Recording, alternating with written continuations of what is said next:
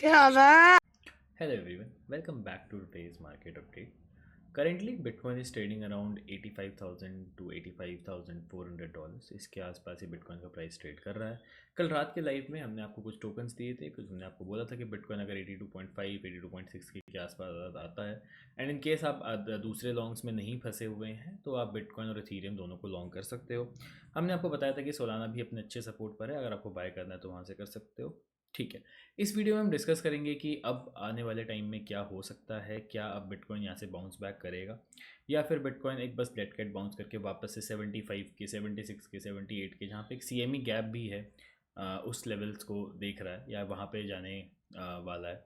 तो ये देखेंगे हम अब आने वाले इस वीडियो के आगे एंड ऑल्सो कुछ ऑल्ट कॉइन्स मैं डिस्कस करूँगा इस वीडियो में जो कि स्ट्रॉन्ग दिख रहे हैं मुझे, जिनमें एक बाइंग तो बनती है, जिनमें एक स्विंग लॉन्ग जरूर बनता है अभी भी and they are maintaining their support very well. अगर आप कुछ ऑल्ट कॉइन्स देखोगे मार्केट में तो वो बहुत स्ट्रॉन्ग है।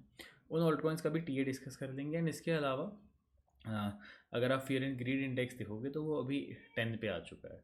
तो फियर एंड ग्रीड इंडेक्स एक बहुत बड़ा सिग्नल होता है मार्केट रिवर्सल का, एक ठीक ठाक पैरा माना जाता है कि इन केस मार्केट में जो सेंटीमेंट हैं वो किस तरीके से हैं। तो लेट्स से अगर मार्केट में बहुत ज़्यादा फेयर है, it means it is also very scary for institutions, for big investors. तो अगर वो भी फेयर में है तो इट इज़ अ सिग्नल कि हमें यहाँ पर एक बाइंग तो बनती है या फिर एक जो मार्केट है वो यहाँ से रिवर्सल लेने वाला है। एट द सेम टाइम अगर मार्केट में ग्रीड बढ़ जाता है, अगर fair and greed index extreme greed में चला जाता है तो वो एक टाइम होता है प्रॉफिट बुक करने का। तो ठीक है, ये सब चीज़ें हम इस वीडियो में डिस्कस करेंगे। In case you are new to the channel, don't forget to subscribe and turn on the notifications bell. मैं लेके चलता हूँ आपको अपनी स्क्रीन की तरफ एंड लेट्स डिस्कस कि bitcoin and other alt coins क्या शो कर रहे हैं।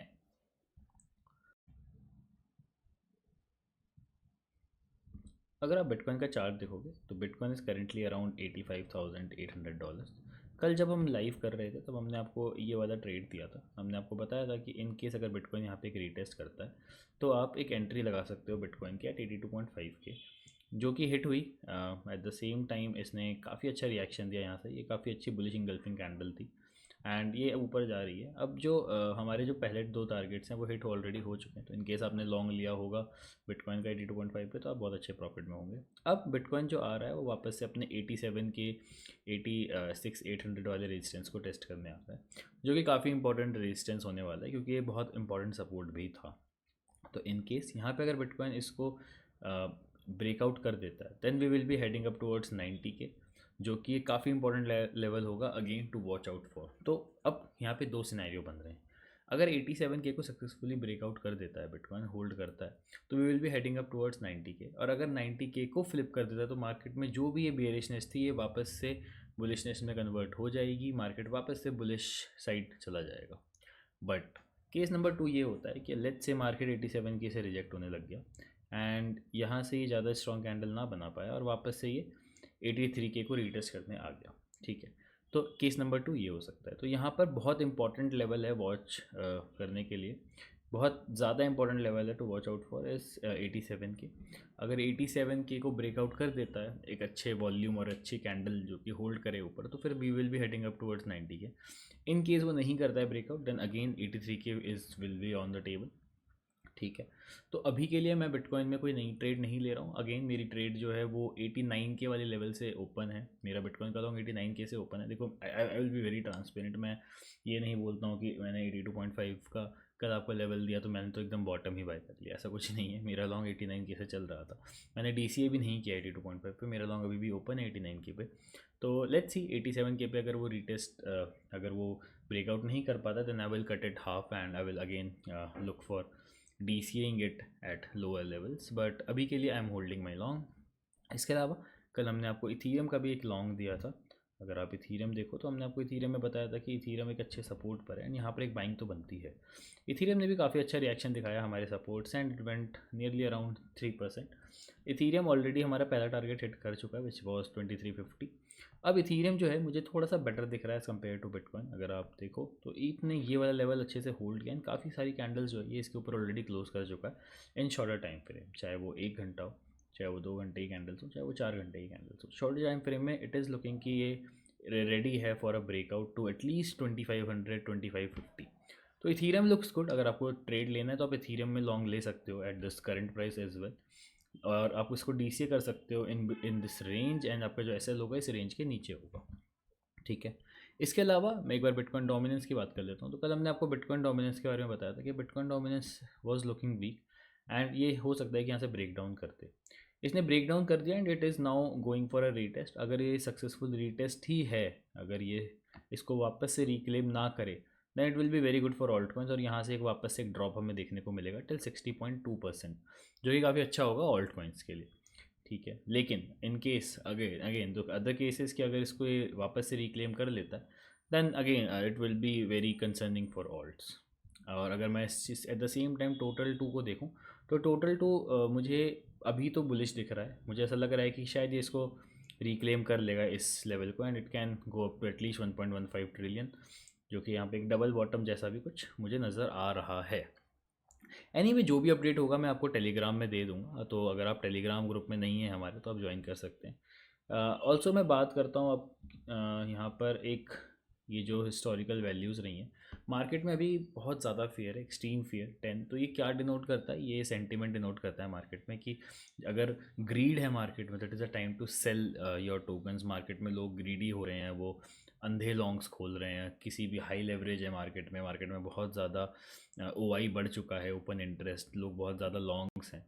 तो वो एक सिग्नल होता है एक्सट्रीम ग्रीड और ग्रीड आपका कि आपको प्रॉफिट बुक कर लेना चाहिए। एट द सेम टाइम जब मार्केट में एक्सट्रीम फेयर आता है, जो कि अभी है, एंड ये 10 है, मतलब 9 मैंने बेयर मार्केट में देखा था, तो ये 10 है, तो इट इज़ अ मतलब ये एक बहुत बड़ी अपॉर्चुनिटी है on a very honest note for buying. क्योंकि मैं ये नहीं बोल रहा कि कल या परसों 15-20% सब उड़ जाएगा, ऐसा कुछ नहीं होगा, but in the mid term ये बहुत अच्छे प्राइसेस हैं टू बाय एनी टोकन यार। मतलब ऑल्ट कॉइन, बिटकॉइन, इथीरियम, कुछ भी बाय कर लो एट दिस पॉइंट, वो एक अच्छा ही बाय माना जाएगा इन मिड टर्म। तो ये एक अपडेट हो गया कि ये क्या डिनोट करता है। इसके अलावा कुछ ऑल्ट कॉइन्स जो मुझे अभी बुलिश दिख रहे हैं, ऑब्वियसली मैं टाओ को कभी भी डिनाई नहीं करूँगा।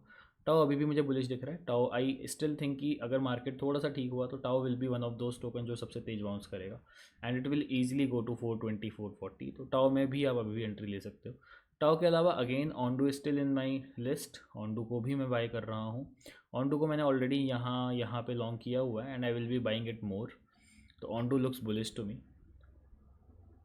ऑनडू के अलावा ऑल्सो मैं आपको ई भी ऑलमोस्ट पिछले 3 वीडियो और लाइव से बता रहा हूँ कि ई बहुत ही ज़्यादा अंडर वैल्यूड है इस पॉइंट पे, काफ़ी ज़्यादा डाउन है। ई को आप ले सकते हो यहाँ पर भी 0.43 से 0.38 के बीच में। जो टारगेट्स रहेंगे वो 0.48 0.5 के आसपास रहेंगे। ई के अलावा अगेन आवे will be the next token in my list. तो आवे भी अच्छा खासा यहाँ पे डबल बॉटम बना के ऊपर जा रहा है, एंड आप अगर इस पर लॉन्ग हो तो इसके जो टारगेट्स होंगे वो $230 to $40 के आसपास होंगे। मैं इस पर ऑलरेडी 194 से लॉन्ग हूँ, मैंने इसका अपडेट टेलीग्राम ग्रुप में भी आपको दिया था। इसके अलावा MKR is one of those token to keep an eye, क्योंकि MKR is going to break out this level.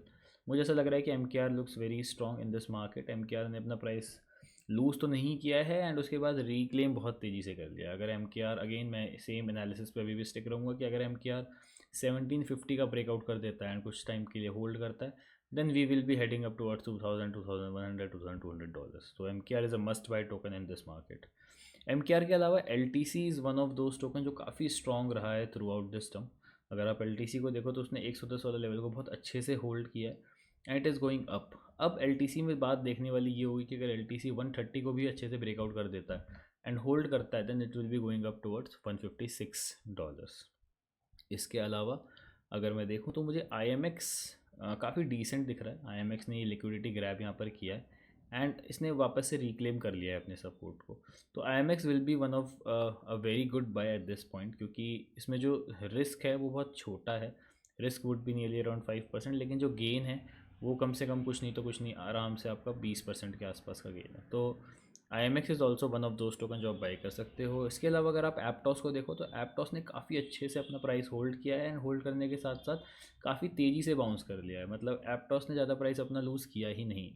Even in this dump एप्टॉस जहाँ से डंप हुआ था ये वापस वहीं आ ही चुका है, 6.2 के आसपास ट्रेड कर रहा है। एंड एप्टॉस अगर यहाँ पे सक्सेसफुली इस कैंडल को ऊपर क्लोज करता है एंड कुछ टाइम के लिए होल्ड करता है, तो I will be taking a long in Aptos up to this level 7.3। जिसमें जो मेरा एस एल होगा वो इस जो रेंज है इसके नीचे अगर कैंडल क्लोज हो जाती है तो मैं इसको काट दूंगा, तो which will be 5.9। Eight the same time मेरे जो टारगेट्स होंगे वो नियरली अराउंड 7.25 होंगे। तो बहुत अच्छा 3:1 का यहाँ पे रिस्क रिवॉर्ड रेशो है आपका, तो आप ये भी ले सकते हो। इसके अलावा also I M eyeing on fetch. Fetch ने काफ़ी अच्छे से अपना प्राइस होल्ड किया है, यहाँ पर एक डबल बॉटम जैसा भी मुझे दिख रहा है। अगर फेच 0.7 को ब्रेकआउट कर लेता है then there will be high chances कि 0.8 या फिर $0.9 we will be heading up towards. ठीक है। फेच के अलावा also I am taking long in I N G में मैं ऑलरेडी एक लॉन्ग ले चुका हूँ, एंड आई एन जी में अगर आप लॉन्ग लेना चाहते हो तो आप करंट प्राइस से भी ले सकते हो, जिसमें जो मेरा एस एल होगा वो 12.9 के नीचे अगर 4 आवर क्लोजिंग होती है तो मैं अपने ट्रेड को बंद कर दूंगा, विच इज़ दिस। तो आई में भी आप ऐसे एंट्री ले सकते हो। ठीक है, आई में आप एक ऐसा कर सकते हो कि आप करंट प्राइस से लेके at this point D C A कर सकते हो, 13.3 से 12.94 के आसपास आप एंट्री बना सकते हो, and you can hold it till $15 $14.9 के आसपास, जिसमें आपका जो एस एल होगा वो 12.4 के नीचे या 12.5 के नीचे अगर 4 आवर क्लोज आपको दिखता है तो आप इस ट्रेड को कट कर सकते हो। इसके अलावा मैं आपको कुछ स्पॉट बाइज दे देता हूँ जो मुझे ऐसा लगता है कि काफ़ी इंपॉर्टेंट रहेंगे in this market, as market काफ़ी बड़ा डंप ले चुका है, तो आई स्टिल थिंक कि spot buys will be very important in this market. तो सबसे इंपॉर्टेंट स्पॉट बाय मेरे हिसाब से एक स्टैक्स होगा। स्टैक्स जो है मुझे काफ़ी बुलिश दिख रहा है। स्टैक्स लुक्स लाइक कि अब स्टैक्स ने अपना ऑलरेडी काफ़ी प्राइस लूज़ कर दिया है, एंड यहाँ से एक डबल बॉटम जैसा कुछ सिनेरियो दिख रहा है in higher time frame, and I think Stacks is going up towards $1 सून।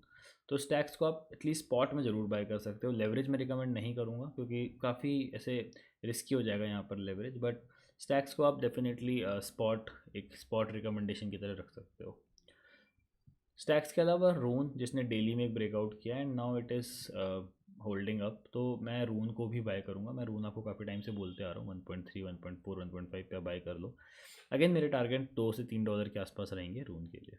रून के अलावा रे, जिसने काफ़ी सिग्निफिकेंट डंप लिया है एंड अभी भी ये कोई बहुत स्ट्रॉन्ग रिएक्शन शो नहीं कर रहा है, बट स्टिल आई नो क्योंकि ये सोलाना चेन पे है, एंड रे जो है बहुत अच्छे से अपना प्राइस एक्शन मेंटेन रखता है एंड बाउंस कर जाता है, तो मैं रे को भी एक अच्छी अपॉर्चुनिटी की तरह यहाँ पर बाय कर रहा हूँ इन स्पॉट। बाकी जो टोकन्स मैंने आपको लेवरेज में डिस्कस किया वो भी आप स्पॉट में बाय कर सकते हो। इसके अलावा अगेन जो एक टोकन है हमारा हाइप, वो एज़ यूजुअल काफ़ी बुलिश रहता है। कल हमने लाइव में आपको दिखाया था कि ये लेवल यहाँ पे होल्ड कर रहा है, इन केस ये ऊपर ब्रेक करता है तो it will be going up. अब ये नियर रेजिस्टेंस आ चुका है, 21.3 के आसपास का एक रेजिस्टेंस है, अगर उसको भी सरपास कर देता है then it will be going up towards $23। ठीक है, तो मैं एक समराइज कर देता हूँ मार्केट में सिनेरियोस कि मुझे ऐसा लग रहा है बिटकॉइन इज़ गोइंग टुवर्ड्स अभी 87 की। अगर 87 के को सक्सेसफुली ब्रेकआउट कर देता है then we will be going up towards 90 K. अगर 90 के को रिक्लेम कर लेता है तो मार्केट में जो बुलिशनेस है वो वापस आ जाएगी। अगर नहीं करता है, अगेन 87 के से रिजेक्ट होता है, तो फिर 83 को मैं वापस से देख रहा हूँ टू लॉन्ग। अगर 83 के भी ब्रेक डाउन हो जाता है then we will be going up towards 74 से 78 के, जहाँ पे एक CME गैप भी है। ठीक है, so that is it for today's update guys. I hope you have liked our video.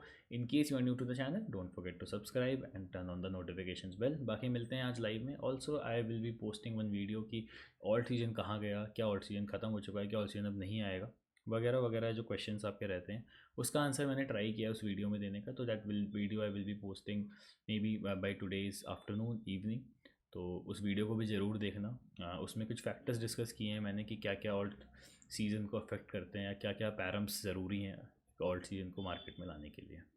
चलो guys, thank you, take care.